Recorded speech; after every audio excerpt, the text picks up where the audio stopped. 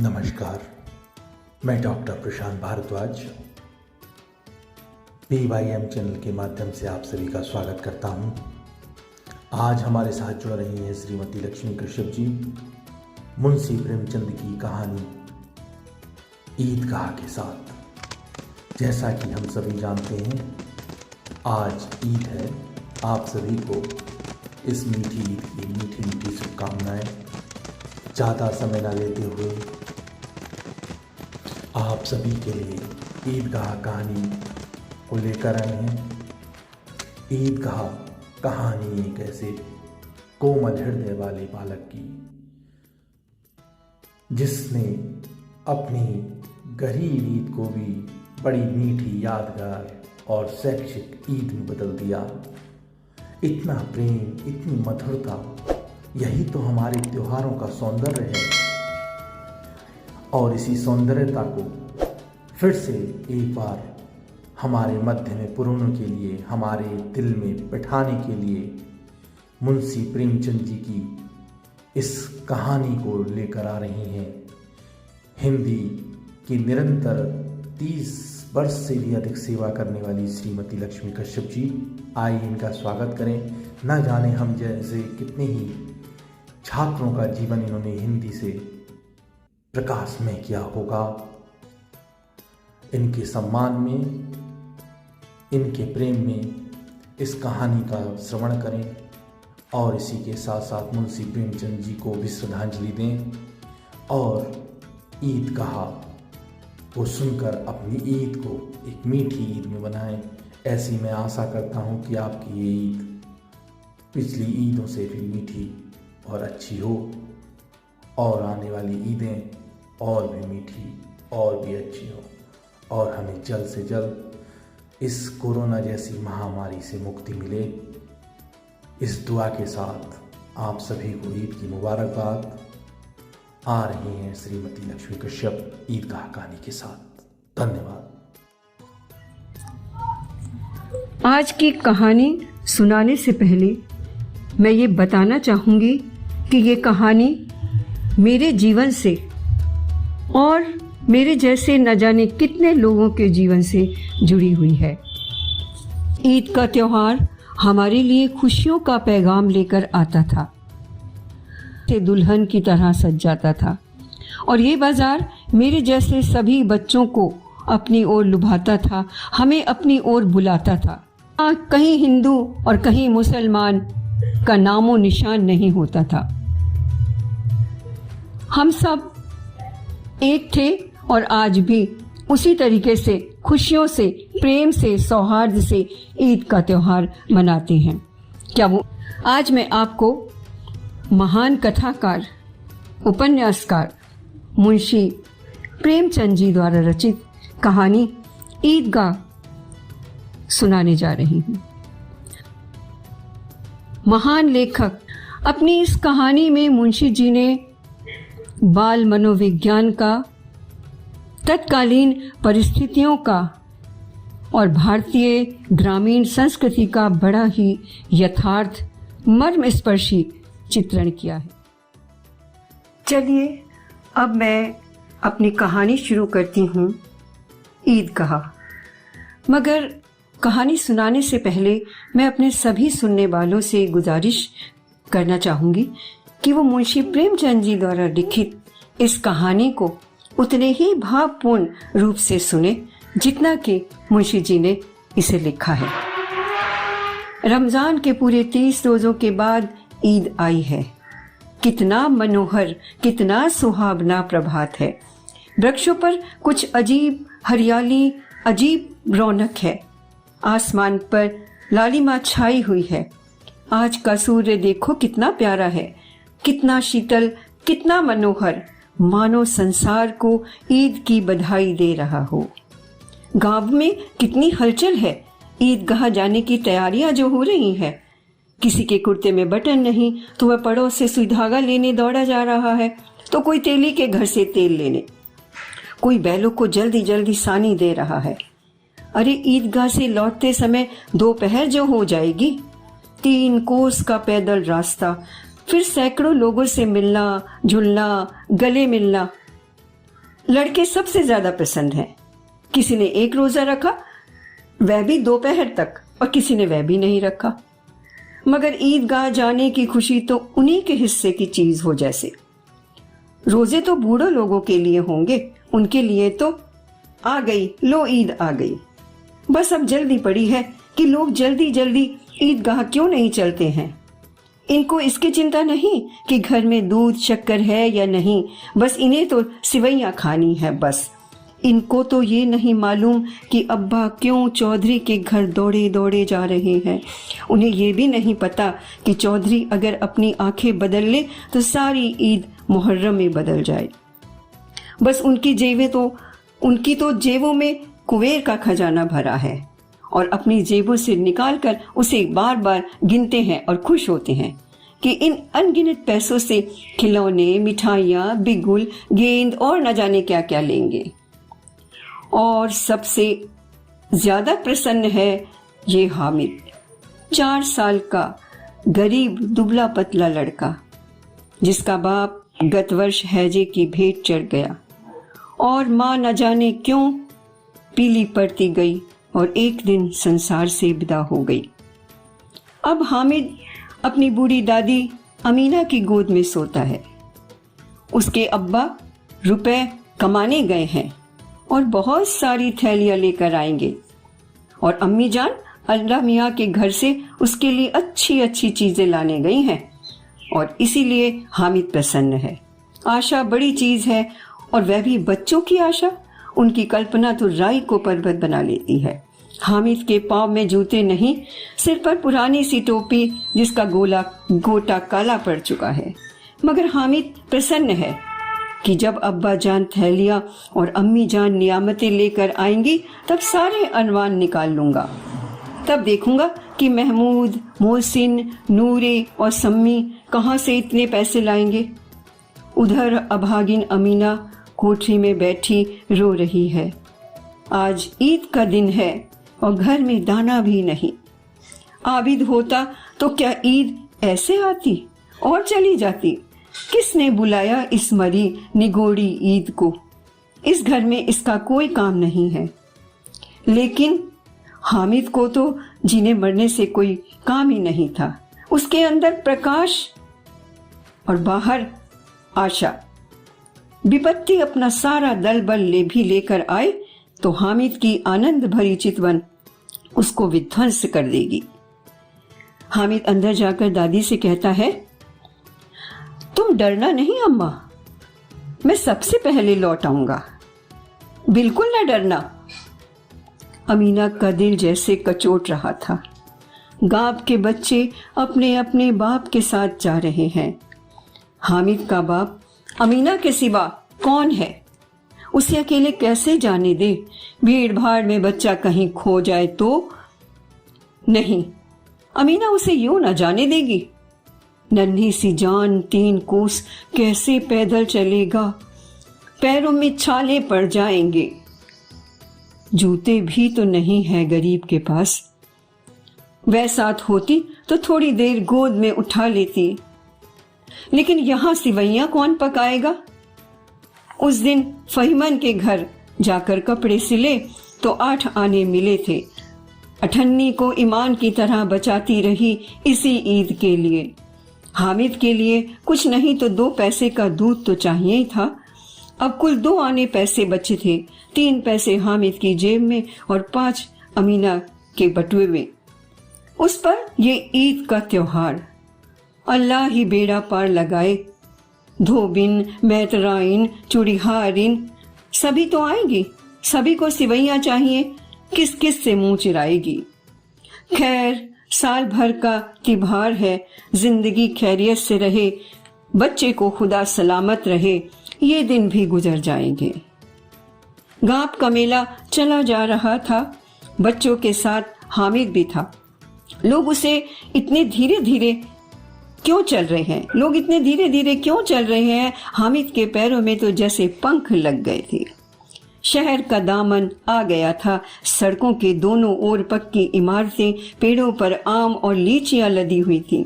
बच्चे पेड़ों से खिलवाड़ और शरारत करते हुए आगे बढ़ते जा रहे थे। बड़ी बड़ी इमारतें आने लगी। ये अदालत है और ये कॉलेज और ये क्लब। अरे इतने बड़े कॉलेज, लड़के पढ़ते होंगे? सब लड़के नहीं जी, बड़े बड़े आदमी हैं। सच? बड़ी बड़ी मूंछों वाले इतने बड़े हो गए हैं, अभी तक पढ़ने जाते हैं? न जाने कब तक पढ़ेंगे और इतना पढ़कर करेंगे क्या? हामिद के मदरसे में तो बड़े लड़के हैं, मगर बिल्कुल 3 कौड़ी के, रोज मार खाते हैं। और इसी तरह हामिद और उसके साथी आगे चलते गए। अब हलवाइयों की दुकानें शुरू हो गईं, खूब सजी हुई थीं। इतनी मिठाइयाँ कौन खाता होगा? देखो ना, एक एक दुकान पर मनो मनो लगी हुई है। अरे रात को जिन्नात आकर खरीदते होंगे। हामिद को यकीन नहीं आया, इतने रुपए जिन्नात कहाँ से लाते होंगे? अब मोहसिन बोला, अरे जिन्नात को रुपए की क्या कमी, वो तो जिस खजाने से चाहे निकाल ले, लोहे के दरवाजे भी नहीं रोक सकते उनको। जनाब, आप किस फेर में हो? जिससे खुश हो जाए उसको टोकरो जवाहरात दे दें और 5 मिनट में कलकत्ते पहुंच जाए। हामिद ने पूछा, जिन्नात बहुत बड़े होते होंगे, एक एक आसमान के बराबर, और चाहे तो लोटे में घुस जाए। अब हामिद ने पूछा, लोग उन्हें कैसे खुश करते हैं? मुझे भी कोई मंत्र बता दो तो मैं भी एक जिन्न को खुश कर लूं। और इस तरह की बातें करते करते बच्चों का ये रेला आगे बढ़ता है। और ये पुलिस लाइन, जहां कांस्टेबल कवायद करते हैं, रेटन फॉय रेटन, रेटन फॉय रेटन। रात को बेचारे घूम घूम कर पहरा देते हैं, नहीं तो चोरियां हो जाए। मोहसिन ने कहा, अजी हजरत, ये चोरी नहीं कराते हैं, यही चोरी कराते हैं। शहर के जितने चोर डाकू हैं सब इनसे मिले रहते हैं।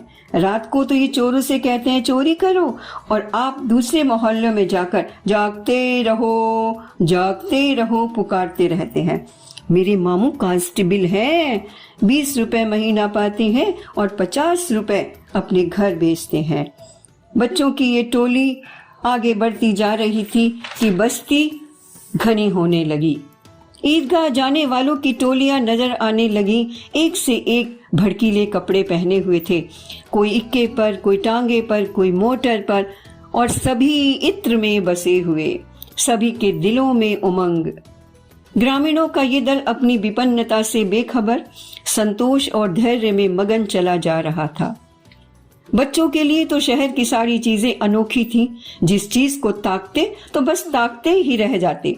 पीछे से हॉर्न की आवाज भी सुनाई देती और हामिद तो मोटर के नीचे नीचे आते बचा। और अब सहसा ईदगाह नजर आया। ऊपर इमली के घने पेड़ों की छाया और नीचे पक्का फर्श जिस पर जाजिम बिछा हुआ, और रोजेदारों की पंक्तियां एक के पीछे एक न जाने कहां तक चली गई थीं। पक्की जगत के नीचे तक, जहां जाजिम भी नहीं था। हर नया आने वाला कतार में पीछे खड़ा हो जाता, आगे क्योंकि जगह जो नहीं थी। यहाँ कोई धन कोई पद नहीं देखता, अल्लाह की निगाह में सब बराबर हैं। कितना सुंदर संचालन, कितनी सुंदर व्यवस्था। लाखों सिर एक साथ सिजदे में झुक जाते, फिर सब के सब एक साथ खड़े हो जाते, एक साथ झुकते हैं और एक साथ घुटनों के बल बैठ जाते। कई बार यही क्रिया होती जैसे बिजली के लाखों बत्तियां एक साथ प्रदीप्त हों और एक साथ बुझ जाएं। यही क्रम चलता रहा। कितना अपूर्व दृश्य था, जिसकी विस्तारता और अनंतता हृदय को श्रद्धा और गर्व और आत्मानंद से भर देती है। मानो भ्रातृत्व का एक सूत्र इन समस्त आत्माओं को एक लड़ी में पिरोए है। नमाज खत्म हुई, लोग आपस में गले मिल रहे थे, और अब होता है मिठाई खिलौने वालों की दुकानों पर धावा। ग्रामीणों का ये दल इस विषय में बालकों से कम उत्साही न था। अरे अरे ये देखो हिंडोला, 1 पैसा देकर चढ़ जाओ और कभी आसमान पर जाते हुए दिखोगे तो कभी जमीन पर गिरते हुए। ये चरखी है, लकड़ी के घोड़े, ऊंट पर 1 पैसा देकर बैठ जाओ और 25 चक्कर खा लो और मजा लूट लो। मगर हामिद तो दूर खड़ा देख रहा था। 3 ही तो पैसे हैं उसके पास। अपने खजाने का 1/3 जरा सा एक चक्कर खाने में खर्च कर दे। सब चरखियों से उतरते हैं और खिलौनों की दुकान की तरफ आगे बढ़ते हैं। खिलौने सिपाही और गुजरिया, राजा और वकील, भिश्ती और धोबिन, अरे वाह कितने सुंदर हैं खिलौने, बस बोला ही चाहते हैं। महमूद सिपाही लेता है, खाकी वर्दी, लाल पगड़ी वाला, कंधे पर बंदूक रखे हुए, जैसे अभी कवायद करने चला जा रहा हो। मोहसिन को भिश्ती पसंद आया, कमर झुकी हुई, उस पर मशक रखे हुए और मशक का मुंह हाथ से पकड़े हुए। कितना खुश है उसका भिश्ती, शायद कोई गीत गा रहा है। नूरे को वकील पसंद आया और लकाला चोगा, नीचे सफेद अचकन और जेब में पड़ी घड़ी, हाथ में कानूनी किताबें। मालूम होता है अभी किसी अदालत से जिरह करके आ रहे हों वकील साहब। ये सब 2-2 पैसे के खिलौने हैं। हामिद के पास तो कुल 3 ही पैसे हैं। इतने महंगे खिलौने वो कैसे ले ले? खिलौने का क्या, जरा हाथ से छूटे कि चूर चूर हो जाए। अरे जरा पानी में पड़े तो सारा रंग घुल जाए। ओह, ऐसे खिलौने को कौन लेगा? मैं क्या करूंगा इन खिलौनों को लेकर, किस काम के हैं ये? मोहसिन कहता है, हामिद से मेरा भिश्ती तो रोज सुबह पानी दे देगा और मेरा सिपाही घर घर का पहरा देगा। कोई चोर आया तो फौरन बंदूक से फायर कर देगा। नूरे और मेरा वकील तो मुकदमा लड़ेगा। अब सम्मी भी चुप रहने वाला ना था, मेरी धोबन तो रोज मेरे कपड़े धोएगी। हामिद सबकी सुनता रहा और तब बोला, मिट्टी के तो हैं, गिरे तो चकनाचूर। लेकिन ललचाई नजरों से खिलौनों को देख रहा था। चाहता था कि जरा देर हाथ में खिलौने लेकर देखे। उसके हाथ खिलौने लपकने को मचल रहे थे, मगर लड़के इतने त्यागी नहीं होते और हामिद ललचाता ही रह गया। अब मिठाइयों की बारी आती है। किसी ने रेबड़ियां ली तो किसी ने गुलाब जामुन, किसी ने सोहन हलवा। मजे से सब खा रहे थे और हामिद बिरादरी से अलग खड़ा। अभागे के पास 3 ही पैसे हैं, क्यों नहीं कुछ लेकर खा लेता? बस ललचाई नजरों से सबको देखता रहता है। मोहसिन बोला, हामिद रेबड़ी ले जा, ले कितनी खुशबूदार हैं। हामिद को मालूम है ये सब केवल मजाक है। मोहसिन इतना उदार नहीं है, लेकिन फिर भी वो मोहसिन के पास जाता है। मोहसिन ने दोने में से रेबड़ी निकाली और जैसे ही हामिद ने अपना हाथ बढ़ाया और झट से रेबड़ी उसने अपने मुंह में रख ली और मोहिद, मोहसिन, नूरे, सम्मी खूब तालियां बजा बजा कर हंसने लगे। हामिद बेचारा खिसिया कर रह गया। अच्छा, आपकी जरूर दे देंगे हामिद, अल्लाह कसम ले जा। अरे रखे रहो, क्या मेरे पास पैसे नहीं है? नहीं है तो पैसे हैं, 3 पैसे में क्या लोगे?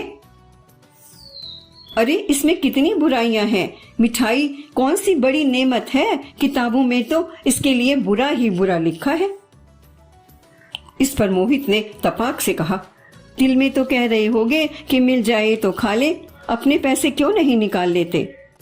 हम समझते हैं इसकी चालाकी, जब हमारे पैसे खर्च हो जाएंगे तो हमें ललचा ललचा कर खाएगा।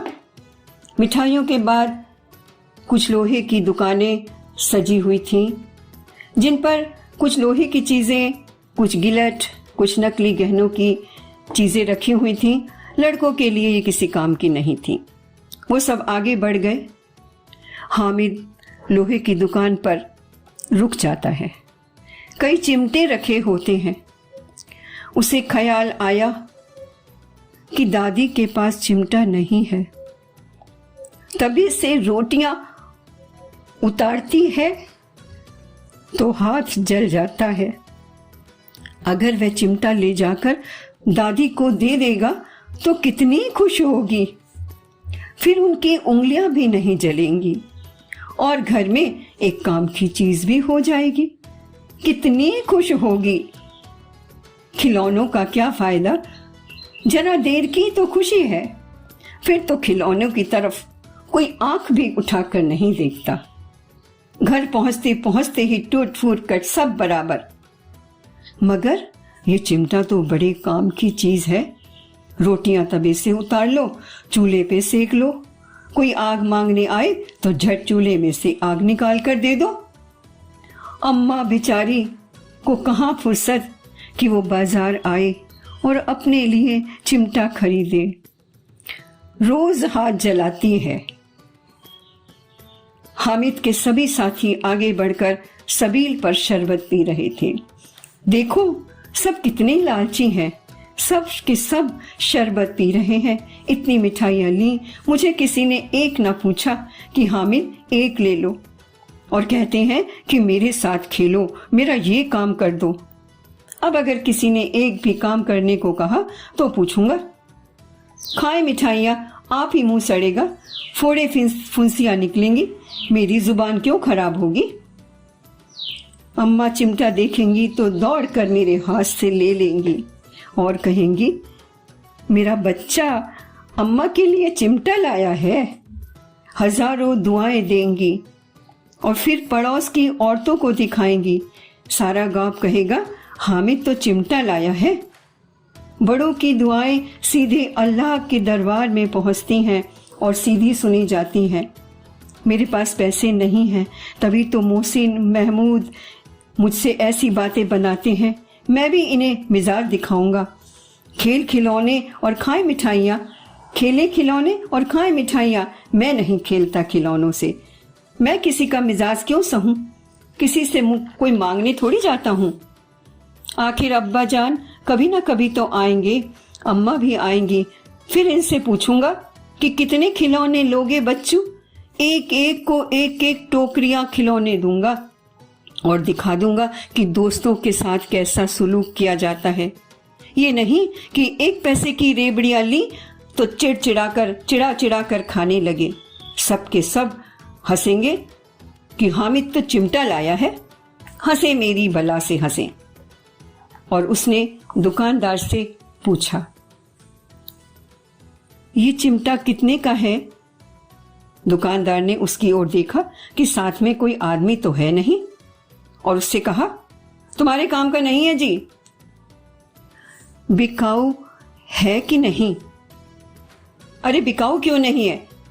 नहीं तो क्यों यहां हम लाते? तो बताते क्यों नहीं क्या पैसे का है ये? 6 पैसे लेंगे। हामिद का दिल तो जैसे बैठ गया। ठीक ठीक बताओ। ठीक ठीक क्या? 5 पैसे लगेंगे, लेना हो तो लो, नहीं तो चलते बनो। हामिद ने कलेजा मजबूत करते हुए कहा, 3 पैसे लोगे? और कहता हुआ आगे बढ़ गया।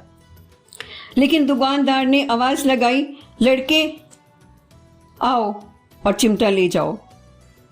अब तो हामिद ने उसे चिमटे को लेकर अपने कंधे पर ऐसे रखा जैसे कि बंदूक हो और शान से अकड़ता हुआ अपने साथियों के पास आया। मोहसिन ने हंसकर कहा, अरे ये चिमटा क्यों लाया? पगला है क्या? क्या करेगा इससे? हामिद ने चिमटे को जमीन पर पटकते हुए कहा, जरा अपने भिश्ती को जमीन पर गिरा दो तो सही, पसलियां चूर चूर हो जाएंगी। अब महमूद बोला, अरे ये चिमटा कोई खिलौना है? अरे खिलौना क्यों नहीं है? कंधों पर रख दिया तो बंदूक और हाथ में ले दिया तो फकीरों वाला चिमटा हो गया। चाहे तो इससे मंजीरे का काम भी कर सकता हूँ। तुम्हारे खिलौने किस काम के हैं? मेरे चिमटे पे जो जोर से जरा भी बोला तो उसके कान पे रख कर बजा दूंगा। मेरा तो बहादुर शेर है ये चिमटा। अब समी बोला, मेरी खंजरी से बदलोगे? 2 आने की है। हामिद ने खंजरी की ओर उपेक्षा से देखा। मेरा चिमटा चाहे तो 1 मिनट में इस ढप ढप बोलने वाली खंजरी का पेट फाड़ देगा। चिमटे ने तो सभी को मोहित कर रखा था। लेकिन अब पैसे किसके पास हैं? मेला भी तो बहुत दूर छूट गया। अब बच्चों के 2 दल बन गए। मोहसिन, महमूद, नूरे, समी सब अपने अपने मिट्टी के खिलौने का बखान कर रहे थे और दूसरी तरफ अकेला हामिद अपने चिमटे को रुस्तमे हिंद की तरह कंधे पर रखे हुए डटा हुआ था।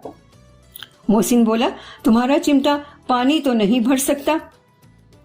अरे चिमटे को सीधा खड़ा करते हुए उसने कहा, कि भिश्ती को एक डांट बताएगा तो दौड़ा दौड़ा जाकर मेरे लिए पानी लेकर आएगा। इस पर मोहसिन बोला कि तुम्हारे चिमटे का तो मुंह रोज रोज आग में जलेगा। हामिद ने तुरंत जवाब दिया, अरे आग में तो बहादुर कूदते हैं जनाब, तुम्हारे भिश्ती वकील सिपाही तो लड़कियों की तरह घर में घुस जाएंगे। आग कूदने का काम तो रुस्तमे हिंद कर सकता है। अब हामिद विजेता बन गया और उसको सत्कार मिलना अब स्वाभाविक था। मोहसिन ने कहा, तुम हमारा भिश्ती लेकर देखो और हमें अपना चिमटा दे दो, हम भी तो देखें। सभी के खिलौने बारी बारी से अब हामिद के हाथ में थे। हामिद का चिमटा सभी ने देखा और सब ने अपने खिलौने हामिद के सामने पेश कर दिए। हामिद हारने वालों के आंसू पूछने के अंदाज में बोला, मैं तो तुम्हें ऐसे ही चिढ़ा रहा था, भला मेरा चिमटा इन खिलौनों की बराबरी कैसे कर सकता है। लेकिन इस खिलौनों के लिए हमें कोई दुआएं तो नहीं देगा। मोहसिन बोला, दुआ के लिए फिरते हो, उल्टा मार पड़ेगी। अम्मा जान कहेंगी कि क्या मिट्टी के खिलौने ही मिले थे तुम्हें मेले में। हामिद को अब समझ आ गई कि खिलौने देखकर किसी को कितनी खुशी ना होगी जितनी दादी चिमटे को देखकर होगी। 3 पैसे ही तो थे, उसे सब कुछ करना था। 11 बजे गांव में हलचल मच गई। मेले वाले आ गए। मोहसिन की बहन दौड़कर भिश्ती को लेकर उछली तो मियाँ भिश्ती झट से नीचे आके गिरे और दोनों भाई बहन खूब रोए भिश्ती मियाँ के स्वर्ग से धारने पर। नूरे मियाँ के वकील साहब को आराम से लिटाया गया और उनका पंखा झला गया। पंखे की चोट खाकर नीचे गिरे और उनका माटी का चोला माटी में मिल गया। उधर महमूद के सिपाही चक्कर लगा रहे थे, छोने वाले जागते रहो, और जो ठोकर लगी तो धड़ाम हो गए और सिपाही जी की टांग टूट गई। अब मियाँ हामिद का हाल सुनिए। अम्मा, ओ अम्मा, अरे कहाँ हो अम्मा। अमीना उसकी आवाज सुनते ही दौड़ी और उसको गले से लगा लिया। ये चिमटा कहाँ था? मैंने मोल लिया अम्मा। अरे कै पैसे का? 3 पैसे का। 3 पैसे का? अमीना ने अपनी छाती पीट ली। अरे कैसा ना समझ लड़का है। हाय हाय, दोपहर हुआ और कुछ खाया ना पिया, लाया क्या? मरा ये चिमटा। मेले में तुझे और कोई चीज ना मिली जो ये उठा लाया? ये लोहे का चिमटा क्यों लाया? ये नाश पीटा चिमटा। हामिद ने अपराधी भाव से कहा, अम्मा, तुम्हारी उंगलियां तवे से जल जाती थी, इसीलिए मैंने ये चिमटा लिया। बुढ़िया का क्रोध स्नेह में बदल गया, ऐसा स्नेह जो शब्दों से परे है। मूक स्नेह, खूब ठोस रस भरा स्नेह। बच्चे में कितना त्याग, सद्भाव और कितना विवेक। दूसरों को खिलौने लेते देख, मिठाई खाते देख इसका मन न ललचाया होगा? कितना जब्त किया होगा। वहां भी अपनी बूढ़ी दादी की याद बनी रही। अमीना का मन गदगद हो गया। और अब विचित्र बात हुई, बुढ़िया अमीना बालिका बन गई और अमीना हो गई, बालिका अमीना हो गई, रोने लगी, दामन फैलाकर हामिद के लिए दुआएं देती जा रही थी। आंसू की बड़ी बड़ी बूंदें गिराती जा रही थी और हामिद इसका रहस्य न समझ सका।